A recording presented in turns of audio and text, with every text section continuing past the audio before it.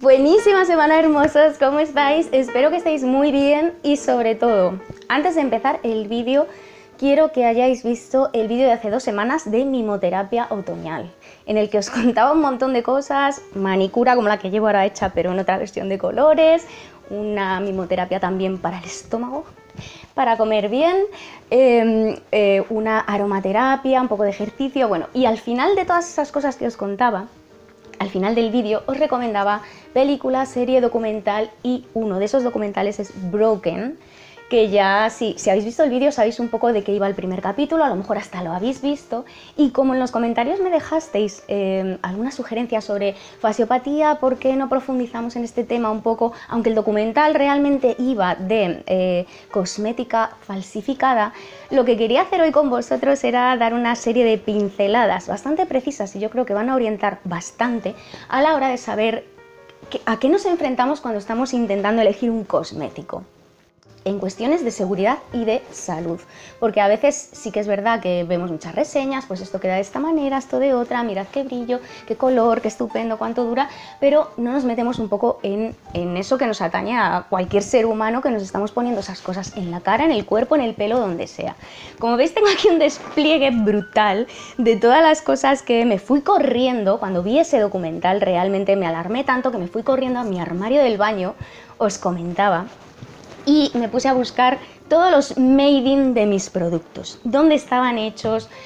Quizá fue un poco precipitado, porque el documental en sí lo que venía a decir es que en Estados Unidos la restricción, la reglamentación con respecto a los ingredientes que llevan los cosméticos es bastante laxa.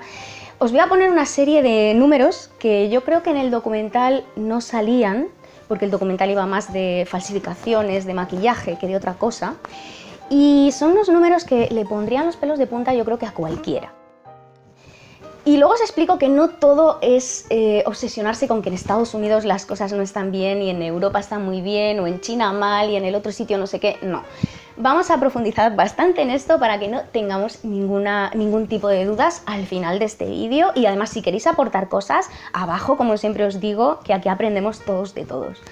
Bueno, el caso es que las cifras que yo he podido manejar durante, pues yo creo que desde el 2015 más o menos para acá, es la comparación entre la cantidad de productos que estaban prohibidos en la legislación europea para incluir en la cosmética, en los productos cosméticos, y tanto maquillaje como skincare, como todo lo que veis por aquí. No hago distinciones.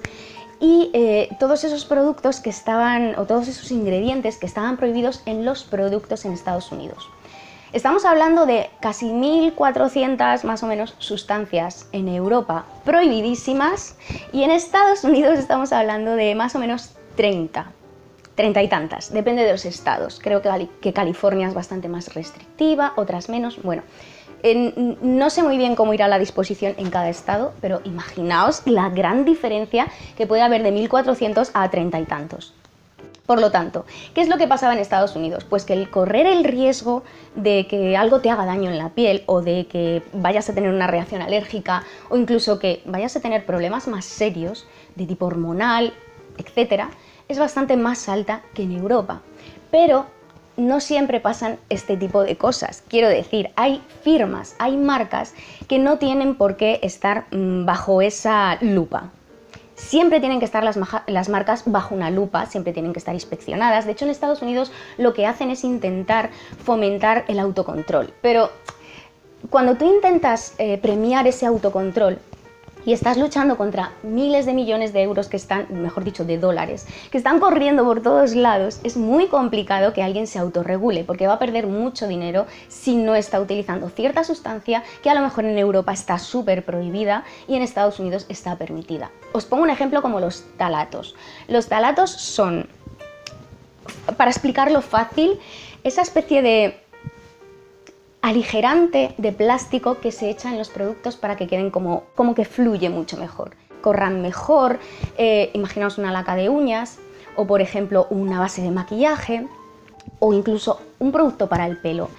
Pues esos ftalatos en Estados Unidos están permitidos, pero en Europa se demostró en algunos estudios que podían interferir, no en todos los organismos, yo esto siempre lo pongo en cuarentena, hay personas y no a todo el mundo nos sienta igual un pescado y no todo el mundo nos sienta igual una barra de labios en nuestra propia piel.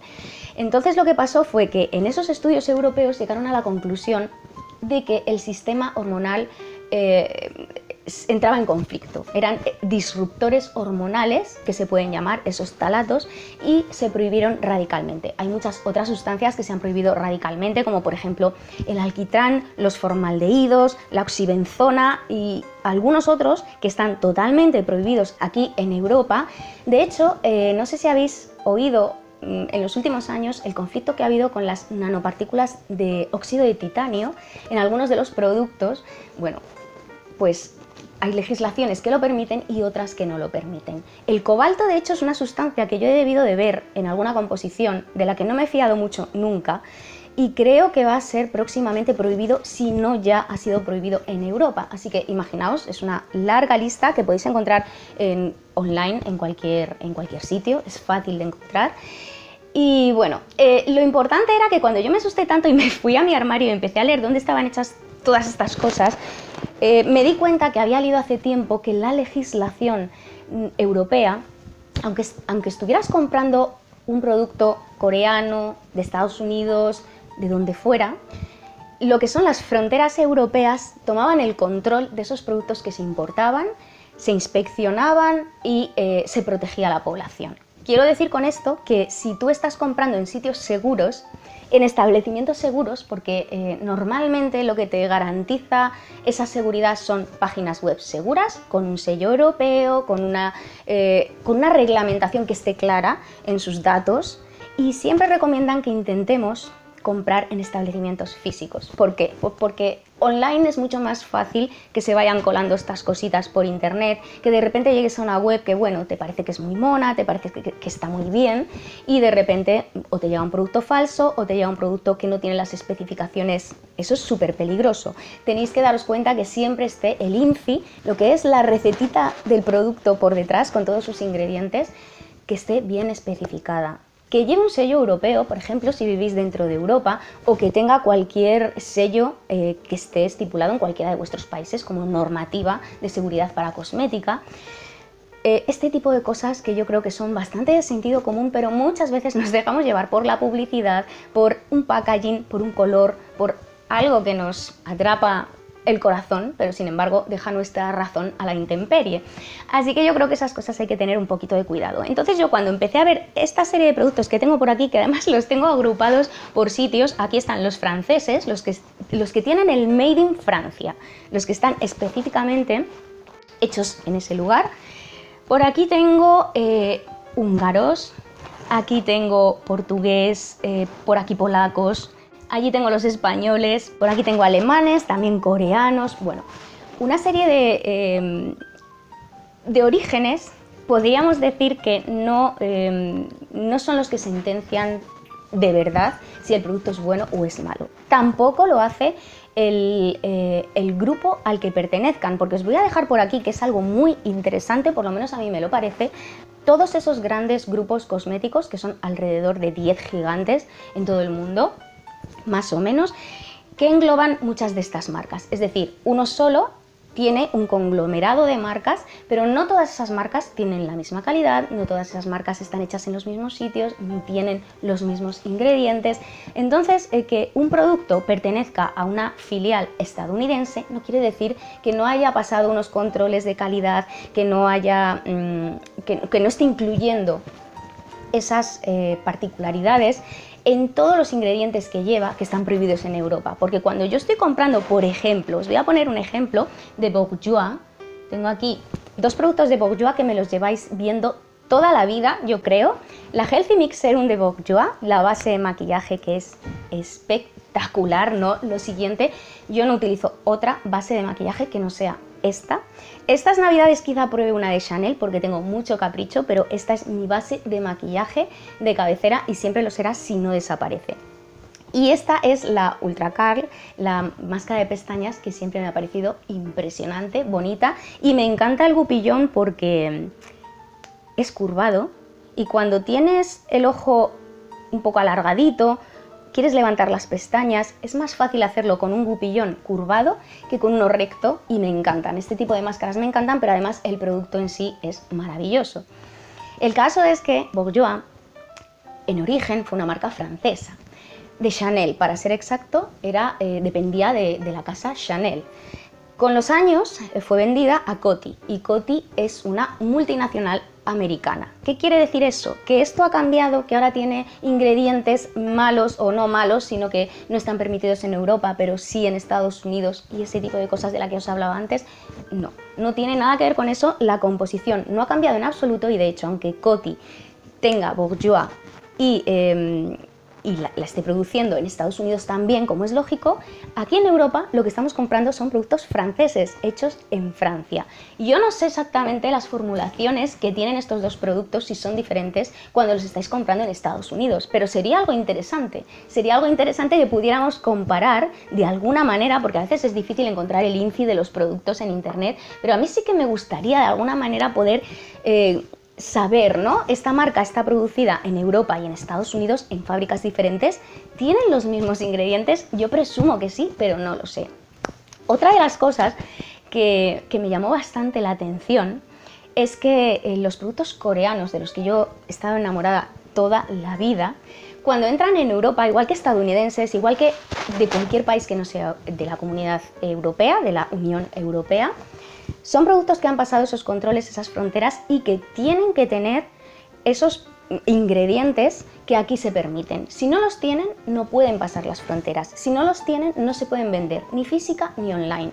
Pero como os decía antes, online es mucho más difícil de controlar. Lo online siempre es un poco desajuste, desbarajuste, y sin embargo comprar en una tienda tienes más garantías, en una tienda homologada, quiero decir, en una tienda online. Por ejemplo, en España hay muchas tiendas online o bastantes tiendas online con su sello, donde sabes que no te van a vender un producto falsificado ni un producto que tenga pues todos esos ingredientes que no están permitidos en la Unión Europea. Bueno, estos productos coreanos que yo, por ejemplo, desde las mascarillas, los parches de ojos, que os los he recomendado un montón de veces porque me encantan, aparte de que las mascarillas de UK, de Reino Unido, también me gustan muchísimo, o sea, no tienen nada que ver. Todos estos productos de Good Molecules creo que están en San Francisco, creo que son de estadounidenses, pero ellos producen todo en Corea, todos sus productos son coreanos. Cuando tú estás comprando estos productos, evidentemente de Corea a San Francisco y de San Francisco a la Unión Europea, lo más seguro es que no estén produciendo para la Unión Europea con esos estándares. Pero es tan fácil como mirar sus INCIs, mirar esos ingredientes que tienen y meterlos en una web analizadora. Yo os he hablado de una, que es la que yo suelo utilizar, que se llama Skin Charisma, y creo que en algún vídeo yo creo que hasta os contaba con la pantalla del ordenador paso a paso cuáles son todas las aplicaciones, todas las posibilidades que te da la página. Tú metes ahí los ingredientes, los copias por ejemplo de una web donde estén los ingredientes de Good Molecules, por ejemplo, de cualquiera de sus productos. Yo utilizo tónicos, cremas, aceites, bálsamo, de todo, serum y el jabón. El jabón que yo utilizo a diario es de ellos. Aparte de este jabón de leche de burra que es portugués y que me encanta, que lo sabéis, lo utilizo desde hace mucho tiempo también. Indistintamente lo utilizo mañana o noche. Normalmente por la noche utilizo Good Molecules y por la mañana utilizo el portugués. Y estos analizadores, que hay un montón online, lo que hacen es darte el análisis final de todos esos ingredientes que tiene para que tú sepas cuáles pueden tener riesgo y cuáles pueden no tener riesgo. Yo normalmente cuando en el analizador menos del 90, 80 y muchos por ciento son productos seguros, me fío del producto, pero si a partir del 10% hacia arriba, más o menos, son productos dañinos, descarto completamente el producto y, por ejemplo, Good Molecules da unos estándares altísimos de seguridad, siendo algo que está hecho en Corea. Y es que hay muchas veces que con estos datos que os daba antes del número de sustancias diferentes en un sitio o en otro, hay otro estudio que dice, por ejemplo, que no sé si 13 millones de estadounidenses o 12 y medio están todos los días de su vida expuestos a sustancias cancerígenas potencialmente peligrosas en sus cosméticos.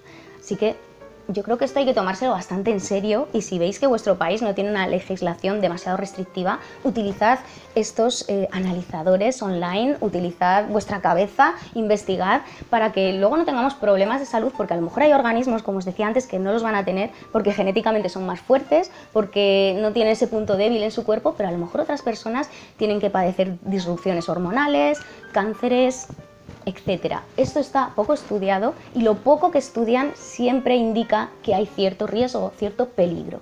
Pero yo creo que tenemos también que informarnos de una manera correcta, porque no sé si, bueno, estoy segura de que habéis oído hablar de los parabenos. Los parabenos, yo cuando empecé a oír hablar de los parabenos, me resultaba como el demonio de Tasmania que estaba saliendo de mi crema o de esa crema que iba a comprar y que me iba a arrancar la piel a tiras, poco menos. Bueno, ese tipo de cosas, tan barbaridades que se dicen a veces, yo creo que hay que irse a los estudios. Los parabenos no son nada más que un conservante. Y tus productos van a tener un conservante, sea parabeno, sea no parabeno, sea lo que sea, porque todos los productos tienen que tener un conservante, si no, no van a entrar en el mercado. Ya sea más natural, menos natural, aunque esto de natural también tiene su miga. Ponerle el adjetivo calificativo de natural a ciertas cosas es como cuando vemos en la tele yogures bio, yogures no sé qué, y luego al final esas cosas las acaba denunciando la OCU, el organismo regulador aquí en España, porque suelen ser mentiras publicitarias. ¿Qué es lo que pasa con los parabenos? Yo, por ejemplo, tengo mi crema de toda la vida, mi crema de Rock. Es una Rock, se supone que es estadounidense, depende de una filial estadounidense, pero está hecho en Francia. ¿Veis? Una vez más, no hay peligro porque está dentro de los estándares europeos, dentro de un país europeo, y tienen que ajustarse a la legislación sí o sí. Bueno, pues en esta crema hay parabeno y está justo al final de la lista de ingredientes. ¿Qué es interesante saber? Que seguro que lo sabéis muchos, pues que la lista de ingredientes va de mayor a menor cantidad de producto por sustancia. Quiero decir con esto que la cantidad relativa del primer ingrediente que sale en la lista del INCI, de todos los ingredientes, es el que está en mayor cantidad dentro del producto, y el último, el que menos. Los parabenos creo que están en estas cremas el ultimísimo, no sé si un poco antes quizá del aroma, del perfume. ¿Qué problema tiene esto? Absolutamente ninguno, porque los parabenos son totalmente seguros, a no ser que sean de cadena larga, que están totalmente prohibidísimos, al menos aquí en Europa.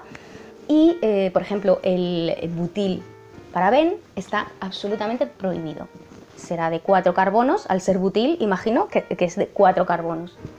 Ese tipo de cadenas de parabenos están prohibidas, y lo único que vamos a encontrar en estos productos son cantidades muy bajas de parabeno, y además parabenos seguros, para que la seguridad sea mayor si cabe. Yo además me asusté porque llevaba utilizando la crema cierto tiempo, diferentes además, de repente hay una que quiero probar, siempre es la misma línea, siempre suelen ser las líneas Pro, pero iba cambiando. La blanquita, la rojita, la morada, y de repente me di cuenta que había ahí un parabeno que me estaba quitando el sueño, y bueno, me puse a investigar, y como os digo, a veces hay que investigar, no hay que caer tanto en la publicidad de esto no lleva parabenos, como si el parabeno fuera la cosa más horrorosa del mundo. Que sepáis que todos los productos tienen conservantes, y que lo mejor que podemos hacer es estar actualizados de lo que se prohíbe, de lo que no se prohíbe, para que nuestra salud no corra riesgo, podamos protegernos al máximo posible. Otro de los productos además que me trastornó bastante fueron estos dos, que están hechos también en Estados Unidos, y la verdad es que de este dudo. Este es me encanta las barras de bálsamo de paladio, que las llaman butter, como de mantequilla, y son maravillosas. A mí me parecen espectaculares, pero he tenido algún problema, primero, en saber dónde estaba hecha. Eso lo primero. Es tan pequeño y la letra es que no se ve ni con lupa. Ni sacándole una foto con el móvil y ampliándolo he podido saber dónde está hecho. Entonces me genera cierto desconcierto. Sí que es verdad que yo no me pinto los labios a diario, y bueno, pues si a lo mejor lo hago 4 veces al mes, la verdad es que me encanta, pero me tiene un poco mosqueada desde el otro día. Y luego hay otro producto que yo utilizo de toda la vida, son los únicos polvos sueltos que utilizo desde, no sé, hace 15 años posiblemente, de Shiseido.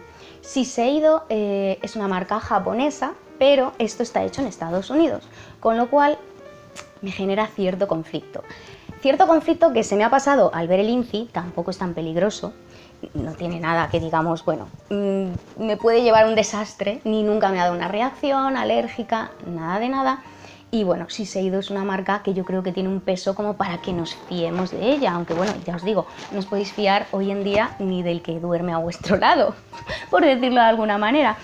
En fin, yo cuando me eché ahí a mi armario y empecé a investigar todo lo que tenía, me llevé ciertas sorpresas por eso, porque ni todo es blanco ni todo es negro. Lo importante es que con la cabeza nosotros sepamos distinguir un poco lo bueno de lo malo y sacar la paja, ¿no? Para algo tenemos un cerebro aquí dentro. Hay un tema del que también os quería hablar, porque aunque posiblemente no lo especifica en la cajita de muchos de los productos que tengo por aquí, sí que estamos como muy sensibilizados con los animales, con que no se testen animales, con que sean productos cruelty free, este tipo de cosas que es verdad, estamos sensibilizados y nos gustaría que los productos que tenemos, pues pensar que no ha habido un animalito sufriendo detrás de eso para que llegue a nuestra casa. El caso es que en Europa se supone que no se pueden testar animales, que todos los productos que se vendan en la Unión Europea o que se importen incluso no tienen que estar testados en animales, salvo la letra pequeña que muy pocas personas saben, y es que si tu ingrediente fantasma, secreto no voy a decir porque no deberían ser secretos, pero si ese ingrediente que tiene un OXT1357, que nunca sabes lo que es, o muy pocas veces sabes lo que es susceptible de estudio, está en estudio, está dudoso, hay que abrir ciertas investigaciones todavía para saber de su seguridad, pero está permitido, puedes utilizar animales en tu laboratorio. En Europa, por lo menos es así, y en el resto del mundo seguramente sea incluso mucho peor. Con lo cual, cuando yo a veces me reía de ciertas marcas porque sus packaging ponían cruelty free o no testado en animales, y yo me reía y decía, bueno, maniobras publicitarias, porque en realidad aquí en Europa nada está hecho testado en animales, y luego me di cuenta que no era verdad. También pongo en duda que todas las personas que lo pongan en sus envases estén diciendo la verdad completamente. Eso también lo pongo en cuarentena. Y quería acabar el vídeo con estos productos que tengo aquí. Estos productos son húngaros, ¿vale? Húngaros. Y este producto, que es el champú que utilizo desde hace tropecientos millones de años, está hecho en Países Bajos. Pues bueno, mi secreto para el pelo, que siempre me lo estáis preguntando.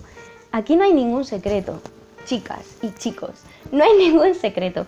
El único secreto, más que los productos, estos productos son de Kalos, son productos que utilizo después de secarme o antes de secarme el pelo, pero después de lavármelo con este champú, es que es el más normal del mundo, no creáis que tiene nada especial. Y me preguntáis muchas veces que qué hago con el pelo. Lo único que hago con el pelo es lavármelo un día sí, dos no, un día sí, uno no, depende un poco, 2 veces por semana, a veces 3, depende. También tengo suerte porque tengo el cuero cabelludo mixto por llamarlo de alguna manera, porque no lo tengo seco ni lo tengo excesivamente graso. No utilizo secador en verano, a finales de primavera y a principios de otoño, cuando hace bueno, no utilizo secador. Utilizo solo el secador cuando es imprescindible, cuando con la cantidad de pelo que tengo no me puedo ir a la cama con el pelo húmedo o tengo que secármelo porque me tengo que ir a algún sitio y fuera hace frío. Y mi secreto para secarme el pelo es no hacerlo seguido, hacerlo en una temperatura media-baja y no hacerlo seguido, es decir, lo seco 3-4 minutos, esto evidentemente cuando tengo tiempo. Si tengo mucha prisa, por eso intento siempre lavarme el pelo cuando tengo tiempo. 3-4 minutos de secado y lo dejo enfriar, otros 3-4 minutos. Vuelvo, otros 3-4 minutos de secado y lo vuelvo a dejar enfriar. Y así en 3 o 4 veces más o menos se seca. Si tenéis menos pelo que yo, que sería lo habitual, no vais a tener problema porque yo creo que en 2 pasadas vais a tener el pelo seco si practicáis esto que os digo. Tercer secreto, por llamarlo así, es que no utilizo tintes ni utilizo planchas o rizadores o cualquier artilugio del demonio de ese estilo. Eso siempre te va a quemar el pelo y el tinte, por supuesto, que también. Por muy poco amoníaco o cero amoníaco que tenga, por mucha formulación, siempre va a ser una agresión a tu pelo. ¿Qué es lo que pasa pues el día que tenga canas? Pues que tengo muchas ganas, ¿qué queréis que os diga? Pero en el caso de que odiéis las canas, yo creo que siempre hay alguna manera de teñirlas o de cubrirlas que dañe lo menos posible.